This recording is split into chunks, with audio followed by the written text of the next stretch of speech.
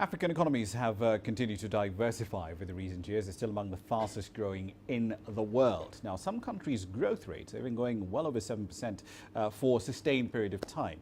That represents quite an interesting opportunity for private equity firms to tap into the potential of many an African economy off the back of a rapidly growing and emerging middle class and demand for more quality products. But the goal for many is how to get a successful exit, especially across all 50-plus economies on the continent.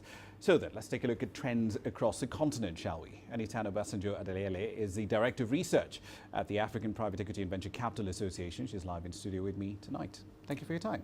Thank you, Emma. Good evening. Very So, good to be here with you. 85% of LPs looking at East Africa and saying this is the most attractive region we want to put our cash into. But let's take Kenya out of the equation. How do they rate the other countries in the region? Very good. So, yes, like you rightly said, 85% of the LPs that we surveyed chose East Africa as the most attractive region on the African continent. And Kenya maintained its position from last year at second place. But for East Africa, Ethiopia came in at third place. Tanzania and Uganda also registered, with Uganda coming in at ninth place and Tanzania in 10th. Now, relative to last year, the shifts we've seen are from Tanzania dropping from 7th to 10th. Really? And Uganda gaining one position. Why is Tanzania dropping? I think there has been a decline in the perception of the business environment in Tanzania of recent, but it's still there, it's still attractive, but yes, it has had a little bit of a dip relative to other countries. Private equity, though, when we talk about private equity, we see a lot of DFIs being involved, especially in providing capital across the continent. But we don't see that much of the Carlyles, the BlackRocks, these major commercial, private equity firms coming into the mix as well. Pension funds also pretty much sitting on the sidelines. Why is that?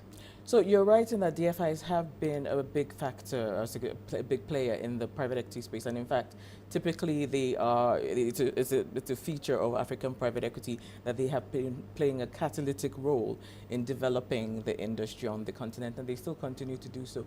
But we're finding that increasing, and because the industry is still fairly young on the continent, they are still part and parcel of the industry, and I think you would be hard pushed to find an African PE fund that has no private equity DFI participation rather in it. But this is changing slowly, but it's changing. So what we find is the first time funds will have significantly will be largely invested in by DFIs, and as they raise further funds and as they grow, they'll have more and more private commercial LPs, limited partners, invested in their fund. So it will shift from maybe about 80% DFI to about 80% commercial LPs over a period of time.